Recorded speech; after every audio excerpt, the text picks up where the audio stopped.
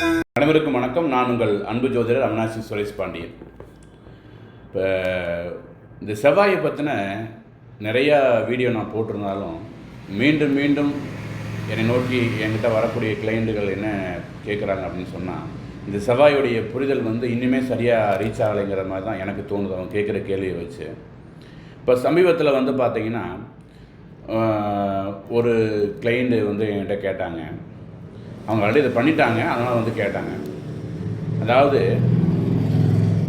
என் பையனுக்கு செவ்வாய் 8ஆம் இடத்துல இருந்துச்சுங்க. நான் என் மருமகளுக்கு, அதாவது எனக்கு பையனுக்கு பார்த்து திருமணம் பண்ண மருமகளுக்கு பார்த்திங்கன்னா செவ்வாய் நீசம்னு சொன்னாங்க. அப்போ என் பையனுக்கு 8ல் செவ்வாய் மறைஞ்சிருச்சு. நீசமான செவ்வாய் இருக்கக்கூடிய பொண்ணை திருமணம் பண்ணோம் அப்படின்னு சொன்னால் இது நல்லது தானே அப்படின்னு சொல்லி நாங்கள் திருமணம் பண்ணிட்டோம் அப்படின்னு சொல்லி கேட்டாங்க. அப்போ நான் கேட்டேன் அடுத்து, அப்போ 2 பேரும் பிரிஞ்சிருப்பாங்களேன்னு. ஆமாங்க, பிரிஞ்சிட்டாங்க அப்படின்னு சொன்னாங்க. அப்போ இப்போ இதே கேள்வி உங்களுக்குள்ளேயும் இருக்கலாம், சரிங்களா? 8ஆம் இடம் மறைவு ஸ்தானம், மறைஞ்சிருச்சு செவ்வாய். இங்கே செவ்வாய் நீசம். அவர் நீசம்னா எந்த வேலையும் செய்ய மாட்டார்ல. அப்போ இவங்க இணைஞ்சா என்ன தவறு அப்படிங்கிறது எல்லாருக்கும் இருக்குன்னு சொல்ல முடியாது. ஜோதிடத்தை மேலே ஆர்வம் இருக்கிறவங்களுக்கு இந்த கேள்வி வரலாம். அதுக்கான விளக்கத்தை தான் நான் சொல்ல போகிறேன். இப்போ ஒரு சிம்ம லக்கணக்காரங்கன்னு வச்சுக்கலாம், அல்லது மேச லக்கணக்காரங்கன்னு வச்சுக்கலாம். அதான் கரெக்டாக இருக்கும். மேச லக்கணத்துக்கு லக்கணாதிபதியும் செவ்வாய் தான், 8ஆம் இடத்து அதிபதியும் செவ்வாய் தான். ஒரு ஆண் ஜாதகம் 8ஆம் இடத்துல செவ்வாய் இருக்குது.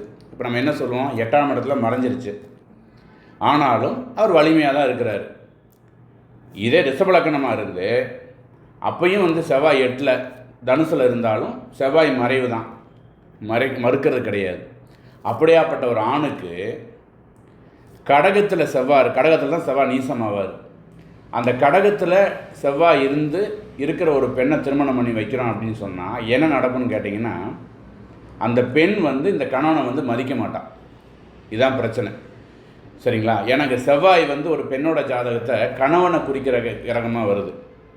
அப்போ எதை சொன்னாலும் உனக்கு ஒன்றும் தெரியாது, நீ சரியாக மாட்டா, இதை இப்படி பண்ண மாட்ட, உனக்கு தெரியல அப்படின்னு சொல்லி ஒரு ஆணை தரைக்குறைவாக மட்டம் தட்டி பேசும்போது என்னான்னு கேட்டிங்கன்னா, அவங்க அவங்க பிரிவை நோக்கி நகர ஆரம்பிச்சிருவாங்க.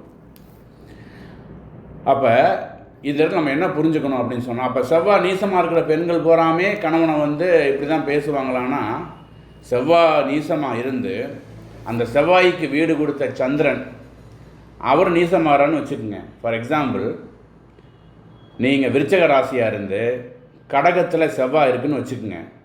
சந்திரன் நீசம், செவ்வாய் நீசம், 2 பேருமே நீசம். இதில் நீச்ச பங்கம் எங்கேயும் அவங்களுக்கு ஆக்டிவேட் ஆகலைங்கிற பட்சத்தில், அது இன்னொரு கால்குலேஷன் இருக்குது. நீச்ச பங்கம் ஆக்டிவேட் ஆகலைங்கிற பட்சத்தில் கண்டிப்பாக அவங்கனால கணவன் மனம் போல் வாழ முடியாது. கண்டிப்பாக அவங்க கூட பிரச்சனைகள் வரும், 2 பேரும் பிரிவை நோக்கி நகருவாங்கிறது நிதர்சனமான உண்மை. அப்போ இந்த மாதிரி அமைப்பு உங்கள் ஜாதகத்தில் இருக்கும் பட்சத்தில் உங்கள் துணையை நீங்கள் சரியாக தேர்ந்தெடுக்க ரொம்ப முக்கியம். ஏன்னா திருமணங்கிறது ஒரு முறை தான், 2ஆம் திருமணம் கிடையாது. 2ஆவதாக பண்ணால் அதுக்கு பேர் மறுமணம், சரிங்களா? அப்போ முதல் திருமணத்தை சிறப்பாக செய்து வாழ்க வளமுடன் அப்படின்னு சொல்லி மீண்டும் ஒரு நல்ல தலைப்பில் உங்களை சந்திக்கும் வரை உங்களிடமிருந்து விடைபெற்றுக் கொள்வது உங்கள் அன்பு ஜோதிடர் அவினாசி சுரேஷ் பாண்டியன். வணக்கம்.